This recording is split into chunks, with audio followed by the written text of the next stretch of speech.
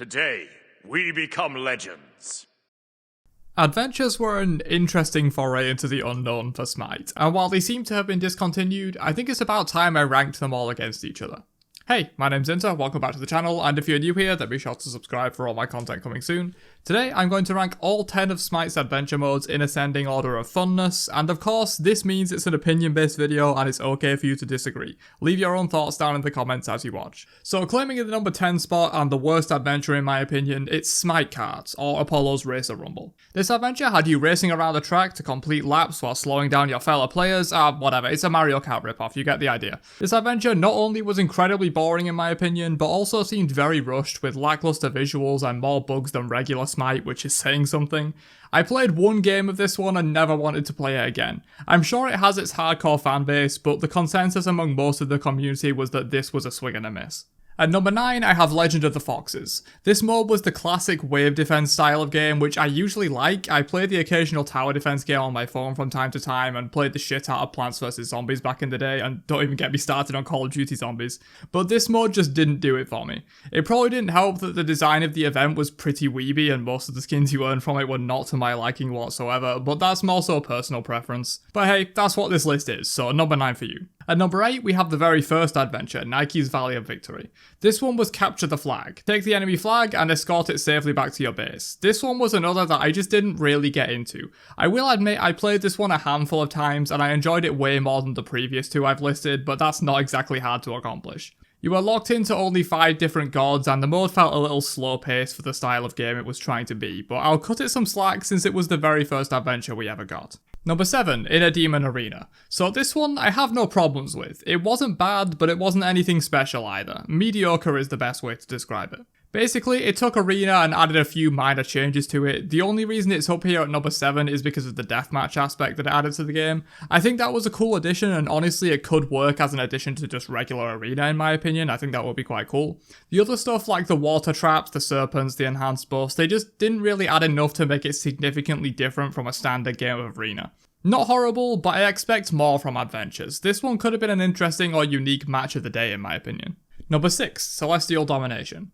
It's Domination from Beta Smite, not much else to say. The game mode is cool, but doesn't really fit Smite's gameplay style the best in my opinion, which is probably why it was removed in the first place. I did play this for a fair few games and even got hammered with some friends and trolled around on it, which was pretty fun. However, much like the previous entry, I expect more from something labelled an adventure. This would do better as a match of the day or in a rotating queue of removed game modes that's only open on weekends or something like that, but it definitely wasn't a bad one. Number 5, Classic Joust. Take everything I just said about Domination and apply it to this one. That basically sums up my thoughts on Classic Joust. Fun, but somewhat lazy and would work better as a rotating game mode or match of the day. It's slightly above Domination because I prefer it as a design.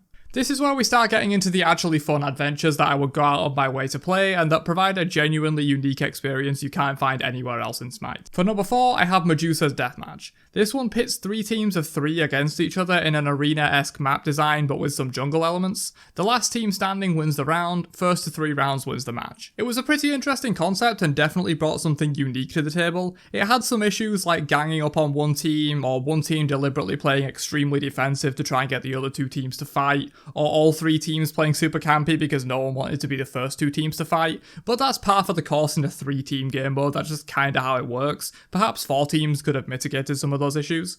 But overall, the mode was pretty fun and definitely ranks above the remakes of old modes or slight reskins of current modes. And hey, even if you hated the game mode itself, it gave us this awesome clip, so be grateful. The fuck do you go full fucking damage and get 0 fucking kills? Why is he so mad, dude? Why is he angry? Wait, is he raging at someone on a different team? Yes, what the fuck? It's a good national damage and he's wondering why he doesn't have kills. Breaking the top 3, we have Shadows over Acropolis. I won't go into too much detail here on this one because essentially it was a remake of a previous adventure that was very successful and had a lot of the same mechanics and the same core design. It was a 3-person dungeon crawler RPG style experience where you would trek through areas killing AI monsters and getting loot to improve your character, with bosses set at intervals on your path. The general idea was to complete the run as fast as possible. The reason this is below the original is because it kind of overcomplicated things and seemed to lose sight of the simplistic brilliance that the original had, much like a lot of sequels actually. However, being a worse version of an extremely fun game mode still gives it a top 3 placement. I'm not saying this mode was bad, quite the opposite. At number 2 I have Corrupted Arena. This mode makes Arena fun.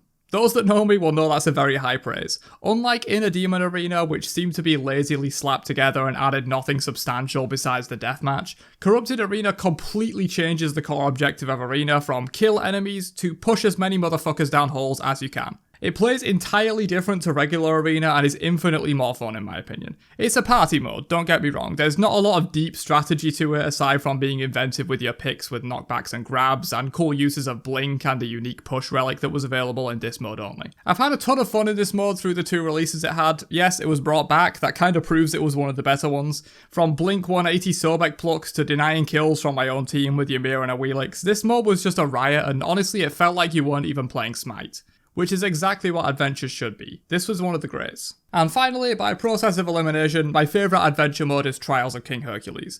I've explained the basic concept of this one on the Shadows over Hercupolis section, so I won't spend too long, but this was a 3-player RPG style dungeon crawl where you collect loot, fight monsters, and defeat bosses to get the best time. It was very hard to choose between this one and Corrupted Arena as they were both amazing but are completely different experiences. However, just like Corrupted Arena, it felt like you weren't playing Smite when you played this adventure, more so even than Corrupted Arena itself. It had a really fun grind to it where you would get partway through and collect items on the way but then not be able to finish a certain boss, but then you come back with a host of new items after a few runs through, you stomp that boss and continue like nothing happened. Finding the right items for your favourite god to run with was a huge dopamine rush, and strategizing to figure out the best team of 3 to beat hard mode was genuinely difficult. As I said, Shadows over Hercupolis tried to copy this design and re-release an improved version, but it fell flat in the face of the original in my opinion, which was far superior. This adventure was my most played by far, with Corrupted Arena being the only one that really comes close in terms of hours put in, and I'm sure a lot of you agree with me when I say that this was peak adventures. Though it was extremely hard to decide between this and Corrupted Arena, it really depends on the mood I'm in for which one I prefer. But that's my thoughts on all the adventure modes in Smite, from wastes of dev time that I never want to see again, to modes that were a genuinely unique experience that made me want to log on to Smite for a completely different reason. Adventures sure have had their high highs and low lows. Let me know your thoughts down below, as I'm sure there is a diehard cult of SmiteKart fans out there, and I'll catch you guys in another video later on. Have a great day, and peace out you nerds.